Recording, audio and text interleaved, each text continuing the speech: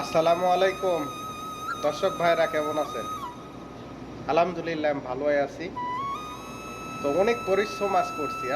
আজকে বৃহস্পতিবার রাত। আহ, আমি যেহেতু এই যে দেখেন, রেস্টুরেন্টে কাজ করি, বারে কাজ করি, কফি শপে। তো এখানে অনেক কাস্টমার ছিল সারা রাত। এইমাত্র কাজ শেষ করলাম, করে একটু রিল্যাক্স আর কি। এখনো ডিউটি শেষ হয় নাই। তো হয়তো 8টার দিকে শেষ হবে। তো সেই ক্ষেত্রে এখন মোটামুটি আলহামদুলিল্লাহ কাম শেষ। তো যেটা বলি এখন, প্রশ্ন করতে পারেন আমি কোথায় থাকি।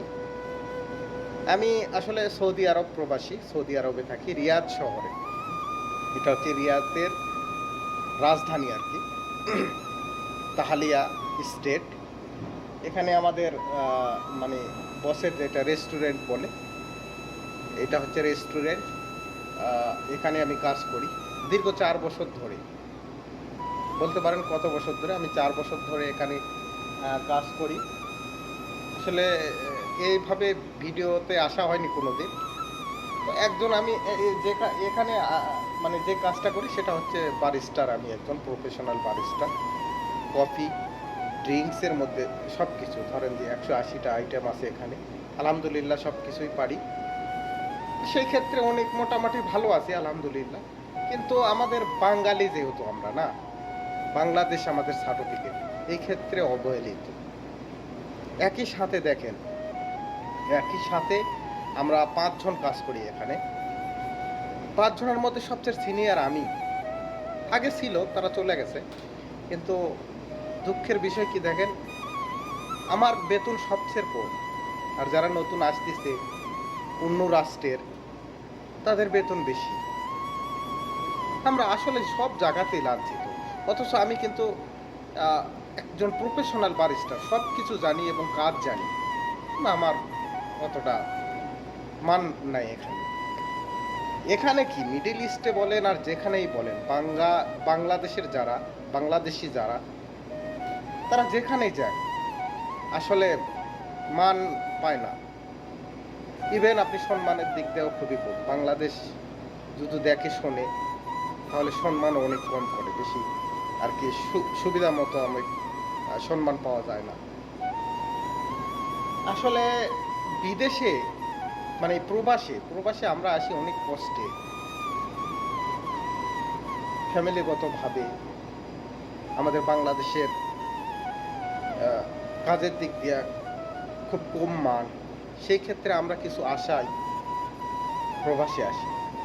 কিন্তু আসলে আসলে কি হবে, হয়তো 2 টাকা কামান যায়, কিন্তু যে মনের ভিতর যে আকাঙ্ক্ষা থাকে সেটা পূরণ হয় না। প্রবাসীর একটা কষ্ট কি জানেন, এখানে শুধু লাঞ্ছিত হওয়া লাগে বেশিরভাগ। যেখানেই যাবেন আপনি, আপনার একটা সমস্যা নিয়ে আপনি কোনো জায়গায় দাঁড়াবেন, সেখানেও আপনি যে কোনো সঠিক, একদম সঠিকভাবে আপনি বিচার পাবেন না। আপনাকে অবহেলা করবে, দাম পাবেন না। সেই ক্ষেত্রে আমি যা সাজেস্ট করি, আমার ক্ষেত্রে, যে প্রবাসে না আসাটাই বেশি ভালো, বেটার। বাংলাদেশেই কিছু করেন, যেটা ছোট থেকে শুরু করেন, কিছু একটা করেন, নিজে কিছু করেন এবং অন্যকে করার সুযোগ করে দেন। অবশ্যই অবশ্যই পারবেন, যদি মনের জোর শক্তি থাকে। ইনশাল্লাহ ইনশাল্লাহ সব কিছু করা সম্ভব।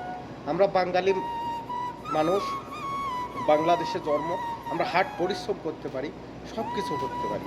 কিন্তু একটু ধৈর্য সহকারে যদি কোনো কিছু শুরু করেন, যে মনে করেন যে না আমি এটা করবই, আমার মাধ্যমে আরও 10 জন করবে, ইনশাল্লাহ করতে পারবে।